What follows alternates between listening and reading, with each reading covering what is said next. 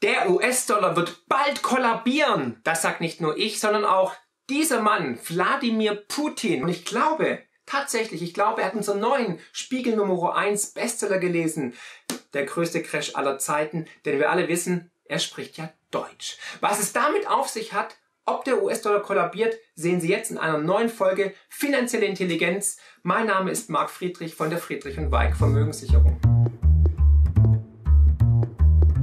Ja, das war ein Paukenschlag. Sie werden es wahrscheinlich noch nicht gehört haben und hören es jetzt erstmalig hier auf unserem Kanal. Aber Wladimir Putin hat etwas sehr, sehr, sehr Interessantes gesagt, was sich wirklich deckt mit unserer Recherche, mit den Aussagen in unserem Buch, nämlich, dass der US-Dollar kollabieren wird. Ja, Sie hören richtig, auch wir haben es im Buch prognostiziert, dass das Ende des Dollars kommen wird, dass die Reservewährung Dollar abgelöst werden wird, unserer Ansicht nach durch ein digitales Geldsystem aus China, welches sogar rohstoffgedeckt ist, und wieso und weshalb, warum, was die Hintergründe sind zu dieser Aussage, das zeige ich Ihnen heute und hier und jetzt. Bleiben Sie dran, seien Sie gespannt. Доллар пользовался очень большим доверием во всем мире. Это почти единственная была универсальная валюта мировая. Зачем-то Соединенные Штаты начали использовать долларовые расчеты как инструмент политической борьбы. Вводить ограничения на использование доллара. Своими руками начали пилить сук, на котором сидят. Но скоро они грохнутся. Доллары сокращаются как резервная валюта во многих государствах мира. Иран ограничивает в долларовых расчетах, на Россию вводит какие-то ограничения, на другие страны. Это подрывает доверие к доллару. Неужели это непонятно? Своими руками уничтожают доллар. Ja, Wladimir Putin sagt Folgendes im Interview, nämlich der US-Dollar hat großes Vertrauen genossen. Man beachtet die Vergangenheitsformel hat. Ja, er wurde aber aus unerklärlichen Gründen als eine Art politische Waffe genutzt, um Restriktionen, Sanktionen zu verhängen gegen andere Länder. Das ist seine Status-Quo-Analyse. Aber er geht noch weiter. Er sagt dann auch Folgendes, nämlich viele Länder wenden sich jetzt ab vom US-Dollar als Reservewährung. Und dann knallhart am Schluss, der US-Dollar wird bald kollabieren.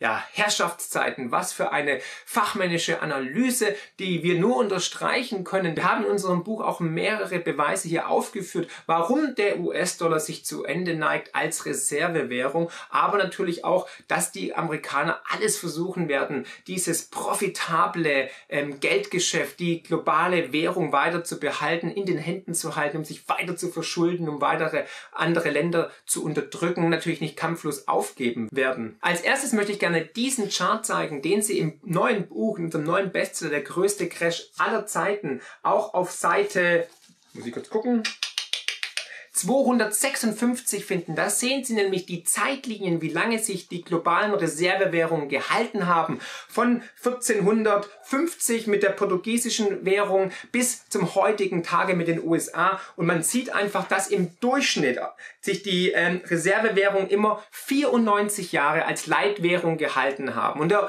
Dollar ist jetzt schon seit knapp 99 Jahren an der Macht und damit eigentlich schon längst überfällig. Und wir gehen auch davon aus, dass wir in den nächsten Jahren das Ende der Reservewährung US-Dollar sehen werden. Das hat mehrere Gründe. Und im Buch haben wir das auch beschrieben. Denn momentan ist der US-Dollar natürlich noch die Weltreservewährung. Aber dies ist auch nicht für alle Ewigkeiten in Stein gemeißelt. Ne? Niemand hat es irgendwie für sich gepachtet. Es sind Zyklen, die wir im Buch ja auch immer wieder aufzeigen. Und wir alle spüren doch intuitiv, dass wir gerade an einem Zykluswechsel sind, dass wir in einer Zeitenwende uns befinden und dass die westliche Welt sich im Niedergang befindet und andere Nationen aufsteigen. Und da gibt es auch wunderschöne Charts, die ich Ihnen gleich zeigen werde, hier als Analyse, um das Ganze, um die These zu untermauern und zu fundieren, damit Sie wissen, wohin die Reise geht, wie Sie sich positionieren sollten und dass der US-Dollar sich definitiv auf dem absteigenden Ast befindet. Also auch wenn er noch gedeckt ist durch Flugzeugträger oder Atomwaffen. Und die USA wird natürlich alles unternehmen, um dieses profitable und lukrative Geschäftsmodell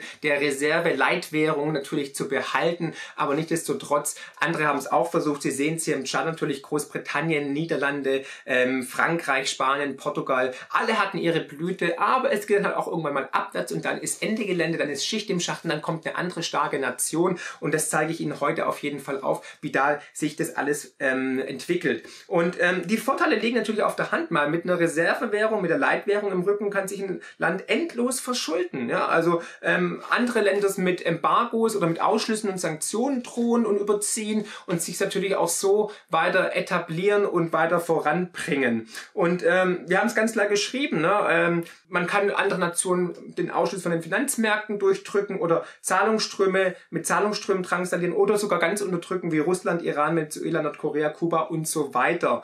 Der US-Senator Brad Sherman, da haben wir auch schon mal ein Video gebracht mit ihm, hat es ziemlich gut auf den Punkt gebracht. Er hat nämlich gesagt, ein Großteil unserer außerordentlichen internationalen Macht begründet sich auf der Tatsache, dass der Dollar die Standardwährung ist. Na, also steht alles hier in diesem Buch, also ich kann es nur empfehlen. Ich habe es noch nicht gelesen, aber es soll gut sein, habe ich gehört. Ein paar Presseorgane finden es nicht so sexy. Die haben sich weniger mit dem Inhalt beschäftigt, als eher das Buch zu stigmatisieren, zu diffamieren und zu sagen, Mensch, schon wieder ein Crashbuch und Verschwörungstheorien etc. pp. Aber wer zuletzt lacht, lacht am besten. Wir sprechen uns gerne noch mal in ein paar Jahren und Sie werden dann noch mal zurückdenken an dieses Buch von diesen beiden Herren und werden denken, Mist, hätte ich doch mal reingeguckt und es wirklich gelesen und mich sachlich damit auseinandergesetzt, statt einfach drüber sozusagen eine Kritik zu schreiben, die gar keine ist. Lieber Stern, liebe FAZ und wahrscheinlich auch dann irgendwann andere Organe noch, die dazukommen werden. Aber ist ja klar, wir rütteln mit diesem Buch natürlich an den Grundfesten des Systems und ich denke mal, der eine oder andere Schreiber von großen Zeitungen ist das natürlich ein Dorn im Auge, dass so ein Buch von zwei Nicht-Journalisten von 0 auf 1 nach oben katapultiert wird durch die Leser und dass die Menschen da draußen solche Bücher lesen möchten und nicht was anderes, was vielleicht dann im Feuilleton-Teil dieser Zeitungen empfohlen wird. Ne? Also das geht, denke ich mal, einigen gegen den Strich, auch gegen die, was soll ich sagen, gegen eine eigene Berufsehre oder natürlich auch vielleicht auch ein bisschen Missgunst dabei, weil die haben vielleicht auch Bücher geschrieben, die es nicht mal annähernd in die Bestsellerliste geschafft haben. Deswegen nochmal 1000 Dank an alle, dass wir das wirklich geschafft haben von 0 auf 1 und ja, es ist wirklich der Wahnsinn. Also da bin ich unendlich dankbar und demütig. Ein Großteil unserer außerordentlichen internationalen Macht begründet sich auf der Tatsache, dass der Dollar die Standardwährung der internationalen Finanzwirtschaft und der Börsentransaktionen ist.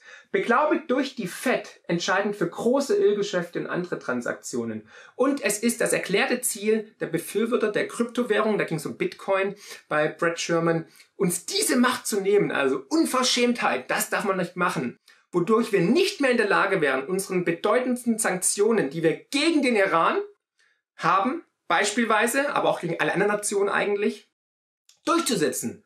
Ob es nun darum geht, unsere Außenpolitik zu entmachten, unsere Steuerbehörden oder unsere gängige Strafverfolgung, der Zweck der Kryptowährung, der Vorteil, den sie gegenüber der Staatswährung hat, zielt ausschließlich auf die Entmachtung der Vereinigten Staaten in ihrer Rechtsstaatlichkeit. Zusammenfassend kann man sagen, die heutigen Kriege finden zumeist auf finanzieller Ebene statt. Mensch, da hat der Brad doch sehr, sehr recht. Genau. Nämlich, wenn dann Länder mit Sanktionen überzogen werden, egal ob Russland oder Iran, ist es natürlich ein Ausschluss aus der Weltengemeinschaft. Das bedeutet immer Absturz der Wirtschaft. Das Volk leidet vor allem. Und das sind natürlich Sanktionen, die besonders wehtun und die wirklich auch dann schmerzhaft sind für jede Volkswirtschaft.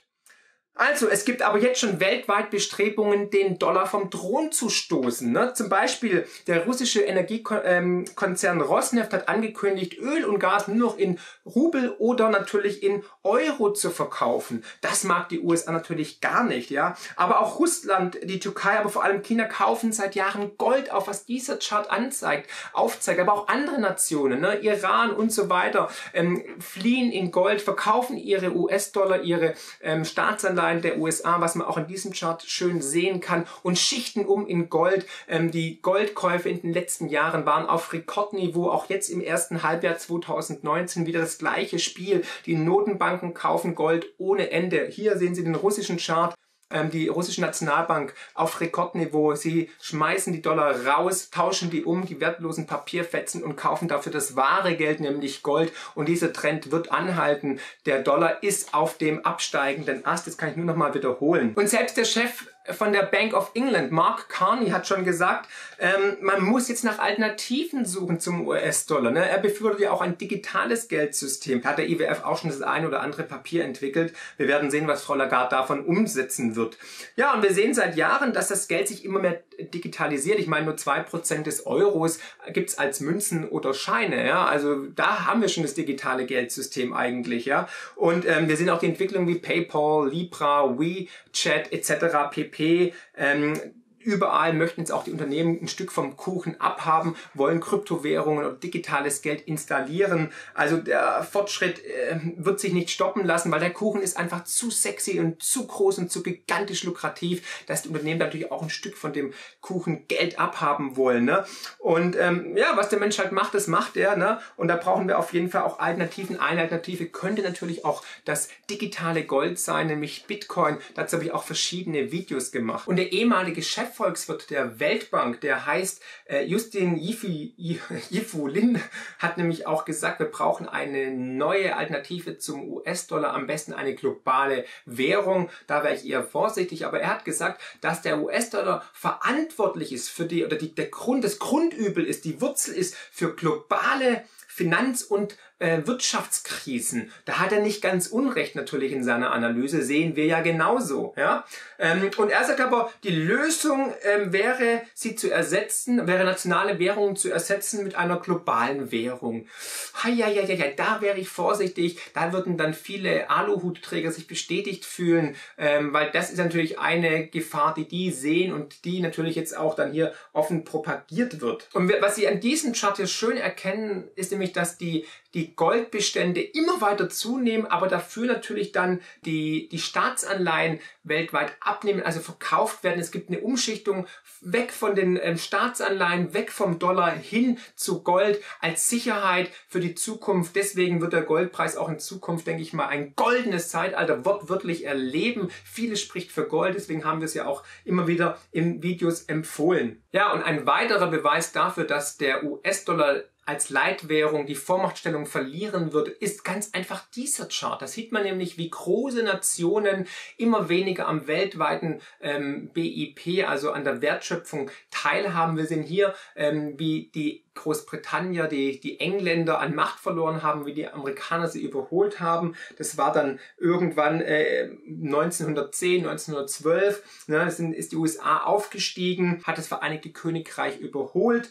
Ja, und dann sehen wir jetzt aber die Entwicklung, dass die USA sich auf dem absteigenden Ast befindet und dass die chinesische Volksrepublik einen wirklich historischen Anstieg gesehen hat, wirklich nach oben sich katapultiert in den letzten 30 Jahren und kurz davor steht, das weltweite BIP, die USA zu übertrumpfen, und spätestens dann fällt die Währung. Deswegen muss ich sagen, hat Wladimir Putin tatsächlich recht, der US-Dollar wird definitiv kollabieren. Ob er ganz kollabiert, weiß ich nicht, ja, aber ist auch nur ungedecktes Papiergeld natürlich, aber er wird auf jeden Fall abgelöst werden durch China als Leitwährung, durch den Yuan. Und das ist nur eine Frage der Zeit. Ob es jetzt in einem Jahr passiert oder in 5 Jahren passiert, weiß keiner.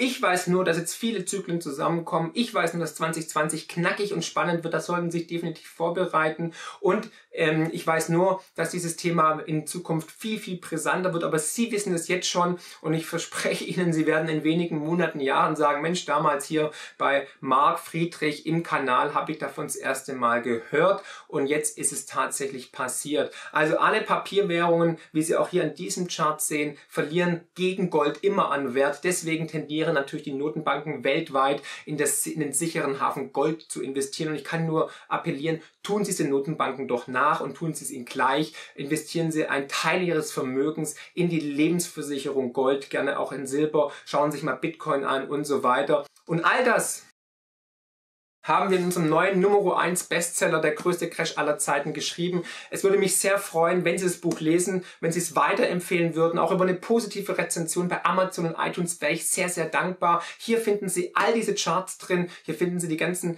die gleichen Thesen, die deckungsgleich sind mit denen von Wladimir Putin. Vielleicht hat er ja unser Buch gelesen, wer weiß, ja, schön wäre es auf jeden Fall. Und er spricht ja Deutsch, hey, könnte ja sein, ja. Und dahingehend freue ich mich natürlich über Ihr Feedback zu der These, dass der US-Dollar kollabieren wird. Freue mich über einen Daumen nach oben, freue mich, wenn Sie das Buch lesen. Teilen Sie gerne das Video und denken Sie immer daran, auch wenn der US-Dollar kollabiert und vielleicht gerade deswegen, ist die Welt da draußen besser, als wir immer glauben. Herzlichst, Ihr Marc Friedrich.